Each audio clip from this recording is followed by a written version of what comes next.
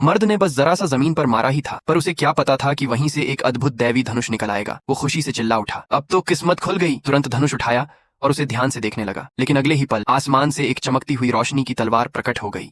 असल में ये कोई आम धनुष नहीं था, ये था एक प्राचीन जादुई अस्त्र जिसे देव धनुष कहा जाता है। धनुष की ताकत परखने के लिए उसने बिना देर किए सामने की ओर एक तीर चला दिया और चमत्कार, तीर हवा में ही 4 हिस्सों में बंट गया और पलक झपकते ही चारों दुश्मनों को काट डाला। लेकिन असली राज तो अभी सामने आना बाकी था। दूर ओलंपस पर्वत के नीचे शुद्ध सोने की बनी एक जेल थी, जिसमें बंद थे ब्रह्मांड के सबसे भयानक योद्धा, इतने ताकतवर कि देवता भी उनसे डरते। उन्हें 30,000 सालों से एक स्टील जैसी मुहर से बंद किया गया था, और उस जेल को तोड़ने का एकमात्र तरीका था यही देवधनुष। जिसके पास वो योद्धा हो, वो पूरे ब्रह्मांड पर राज कर सकता था। जब ये बात एक तानाशाह को पता चली तो उसका लालच जाग उठा। उसने तुरंत जाल बिछाया और देवधनुष चुरा लिया।